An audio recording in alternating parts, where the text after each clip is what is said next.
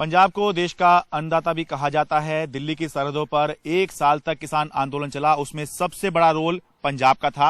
आज देश का बजट आया है और मैं पंजाब के नवा शहर के पास सलो गांव में हूं और यहां पर जो किसान हैं, ये जो बजट आया है, जो बजट पेश किया गया है, इससे निराश नजर आ रहे हैं और सभी तरह के किसान हैं, चाहे युवा किसान कह लीजिए, बुजुर्ग किसान कह लीजिए।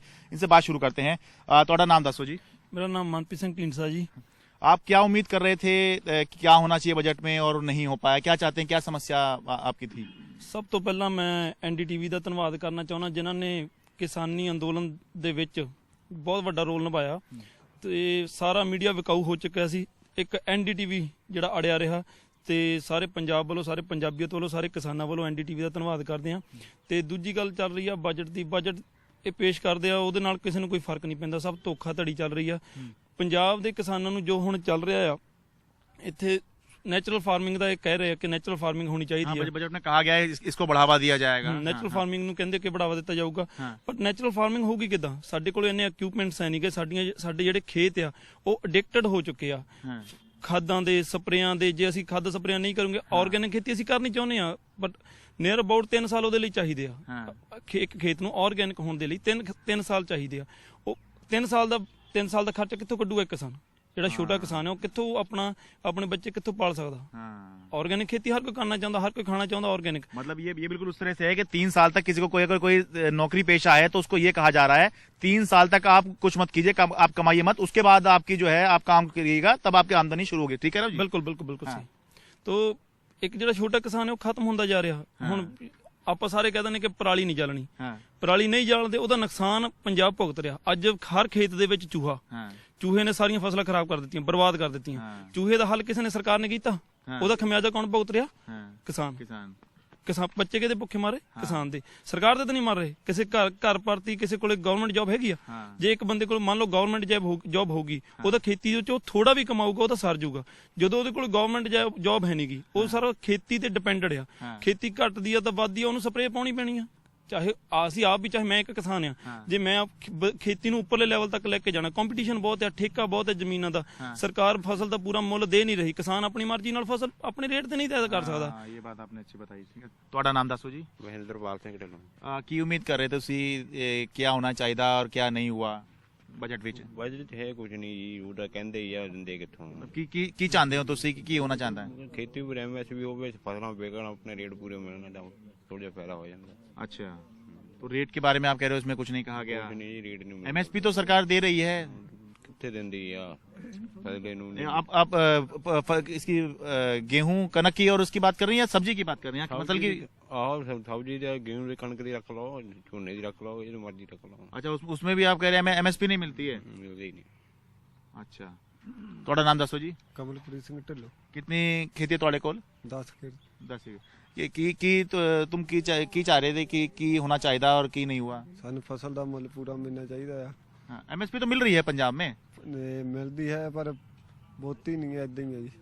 अच्छा, यार वो रेट कम है, ये तुसी ये कह रहे हो? हाँ जी, खर्चा ज्यादा होता है। अच्छा, खर्चा ज्यादा है, वो एमएसपी मिल रही है लेकिन वो पूरा नहीं पड़ रहा। नहीं। तो तुसी चाहते थे कि ये एमएसपी कुछ बढ़ाया जाए या कुछ इस तरह का इंतजाम किया जाए, जो नहीं हुआ? हाँ जी, फसल दा मुੱਲ ज्यादा दिया जाए। अच्छा, बचत है नहीं। बाकी और प्रॉब्लम क्या है, जैसे चाह रहे हो कि भाई ये जो है इसका समाधान हो?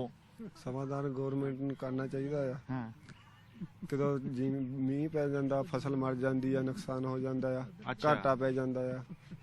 तो इंश्योरेंस वगैरह नहीं मिलता उसमें? नहीं मिलता जी। ठीक है। एक बड़ी बात क्या है कि देखिए, ये खुला आसमान होता है और जो किसान की फसल लगती है वो खुले आसमान के नीचे रहती है, तो सारा जितना भी जोखिम होता है वो किसान का होता है। जब तक फसल लगी रहे, जब तक वो फसल लगाएगा, उसे पालेगा, पोसेगा, उसमें पानी डालेगा, खाद डालेगा, तो जब तक जो है फसल खेत में खड़ी रहती है, सारा रिस्क जो है किसान का होता है। और जब ये सब कुछ भी ठीक ठाक हो जाए, अगर बीच में मौसम की मार पड़ गई तो बड़ी समस्या, लेकिन अगर ये सब ठीक हो जाए और उसके बाद फसल भी ठीक हो जाए तो फिर समस्या आती है कि इसको बेचे कैसे, वो मार्केट जो है वो कहाँ उपलब्ध है। पंजाब में फिर भी मार्केट अच्छा उपलब्ध है और एमएसपी यहाँ मिल जाती है, लेकिन किसान ये कह रहे हैं कि वो जो रेट है जो एमएसपी के तहत तय किया जा रहा है वो भी जो है रेट ज्यादा नहीं है, चाहते हैं कि रेट ज्यादा हो। ਤੁਹਾਡਾ ਨਾਮ ਦੱਸੋ ਜੀ। मेरा नाम सरिंदर सिंह।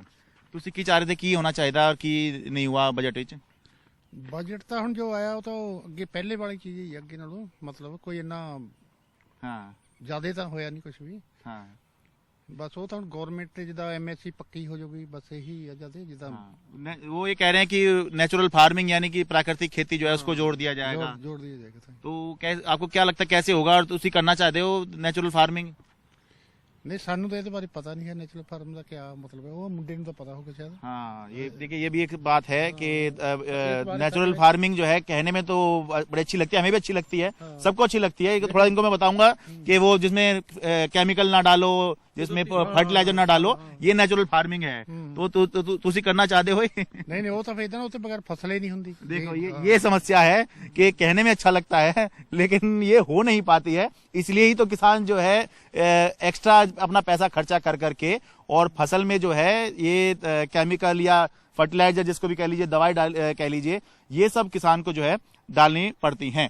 ਤੁਹਾਡਾ नाम दसो जी। मेरा नाम कमलजीत है जी। ਤੁਸੀਂ बताओ कि क्या खेती समस्या है और क्या सरकार को करना चाहिए?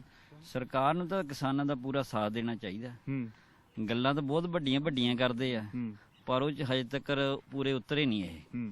ਹੁਣ ਸਾਡੇ ਕਿਸਾਨ ਸਾਲ ਬੈਠੇ ਰਹੇ, ਹੁਣ ਉਹਨਾਂ ਨੇ ਗੱਲਾਂ ਕਰਕੇ ਇਹਨਾਂ ਨੇ ਠਾਲ ਤਾਂ ਲਿਆ, ਪਰ ਹਜੇ ਮੈਨੂੰ ਤਾਂ ਨਹੀਂ ਲੱਗਦਾ ਹੈਗਾ ਉਹ ਗੱਲਾਂ ਜੋ ਕਰਕੇ ਇਹਨਾਂ ਨੇ ਕਹੀਆਂ ਸੀ ਉਹ ਪੂਰੀਆਂ ਕੀਤੀਆਂ ਹੋਣਗੀਆਂ।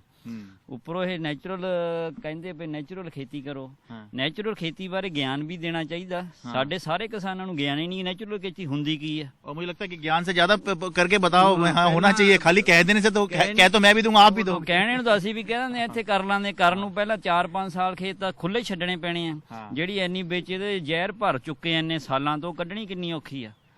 ਪਿੱਛੇ ਅਸੀਂ ਖਾਦਾਂ ਪਾ ਪਾ ਕੇ ਭਰੀਆਂ ਪਈਆਂ ਜ਼ਮੀਨਾਂ, ਅਸੀਂ ਹੁਣ ਜੇ ਉਹਨਾਂ ਨੂੰ ਖਾਦਾਂ ਨਹੀਂ ਪਾਉਂਗੇ ਸਾਨੂੰ ਕਮਾਈ ਨਹੀਂ ਹੋਣੀ। ਨੈਚੁਰਲ ਖੇਤੀ ਕਰਨ ਵਾਸਤੇ 4-5 ਸਾਲ ਖੇਤ ਵਿਹਲੇ ਰੱਖਣੇ ਪੈਣੇ ਆ, ਉਹਦੀ ਕਮਾਈ 4 ਸਾਲ ਸਾਨੂੰ ਅਸੀਂ ਹਾਲਾ कित्थों देना। हालांकि ये भी बताने वाली बात है कि अभी बजट में कहा है तो आगे सरकार इस पे कुछ करेगी, लेकिन ये कोई नई चीज नहीं है।